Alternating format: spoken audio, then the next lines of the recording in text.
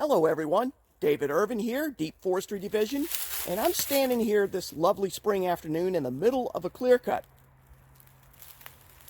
A 35 to 40 year old clear cut, that is. What we're standing in right now was a red pine plantation in the late 70s, early 80s. It was all planted by the Civilian Conservation Corps, the CCCs.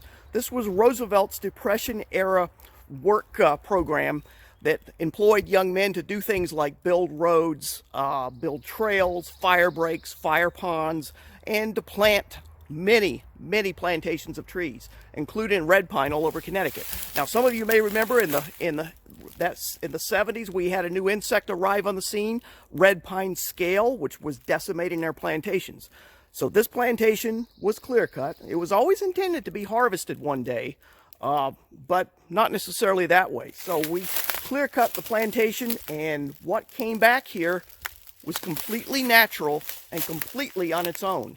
Primarily a young oak forest. Oak is very disturbance dependent. They like a lot of full sunlight and took full advantage of the situation here that we presented them. And there's also some young white pine now coming in the understory, getting nurtured along a little bit by the partial shade. So it's a very simple point I wanted to make today.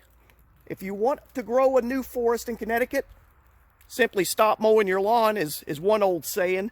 But sometimes when you do a clear cut here, it's a very short-term disturbance. They do come back. And sometimes it's what we really would like to see, like this native oak forest.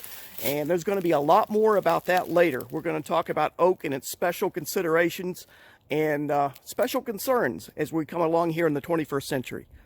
Thank you for listening. I hope you learned a little bit of something, and hope you enjoyed my point. Take care.